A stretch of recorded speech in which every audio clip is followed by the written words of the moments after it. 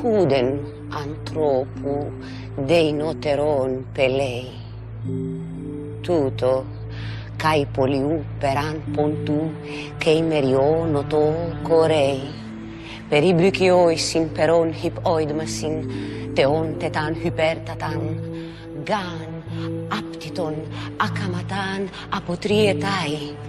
Illomenon arotron etos eis etos, Hippeio genei poleon, cuponon, tepylon, orniton, ampibalon, agei, caiteron, agrion, etne, pontu teinalian pyssin, speiraisi dictio clostois, periprades aner, cratei de mecanais, agrauluteros oressi bata, lasiaukenat hippon okmas detai, ampilopon sdigo ureion takmet tatauron.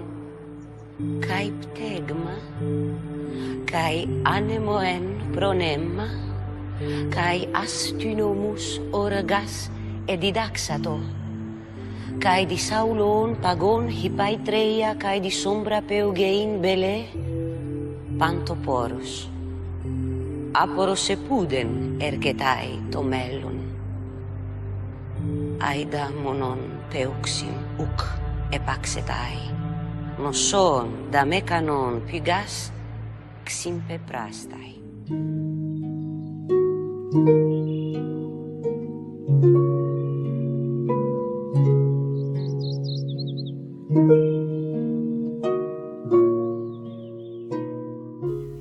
I've said to you that the power of the human imagination could be compared to a fire hose that's turned on and gushing an enormous torrent of water to a burning building. Well, imagine handing a fire hose of that size to a 4-year-old child. Well, that's pretty much the situation with the power of the narrative imagination in the hands of a human animal. And the more that we investigate and explore and embrace and enjoy the beauty and power of the Sophianic narrative, the stronger becomes the imagination you use to follow that narrative. The narrative enforces the imagination that you give to it. In the mystery schools, they operated in cells, in groups of 8 and 16, precisely because it took that many people to sustain and steady the force of this narrative power, which, as I've said, is represented by the light streaming from the eye of the bull, Aldebaran.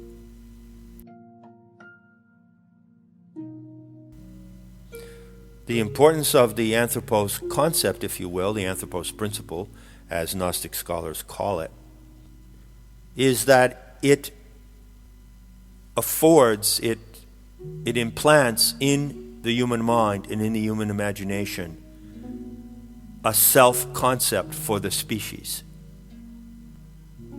And so when each human animal can refer to that self-concept for the human species, then we have something marvelous, then we have something wonderful. And that is why I describe it as the species self-connection. In the 23rd chapter of Not in His Image, I explain that the effect was to imbue in the anthropos specifically the sense of its own identity as a species. And so I wrote here, against the God-self equation, Gnostics asserted the species self-connection. To the ancient seers, it produced a permanent effect that is only evident, however, at the species level of self-conscious awareness. What does it mean for a human individual to be self-conscious at the species level? This is the kind of awareness that comes with the humility to see oneself as a member of the animal world, yet belonging to a particular species of animal. It implies that we own our humanity most deeply when we sense the sublime modesty of being a human animal, the novelty of being an animal who is human, is how I would put it today. What is the power accessible to you, strong enough to correct and heal the centuries of psychological abuse from salvationist religion? Well, it's the power and beauty of her story. Because, in fact, the historical record shows, my friends, that if her story had not been repressed, none of that would ever have come to be. If Christianity was such a wonderful message of love and a message of the divine care of the Heavenly Father and the sacrifice of His Son, His only begotten Son, if all that were true, then why didn't the early Christians just let it coexist alongside the Sophianic narrative and see which one people chose? But no, there cannot be any coexistence, as shown by this historical record of cultural and intellectual genocide in Europe and around the world. And the measure of that refusal of coexistence, as I've said before, is the measure of the power of her story. The only story, the only narrative on this planet that engages your imagination as a human animal in the heights and depths of its capacity.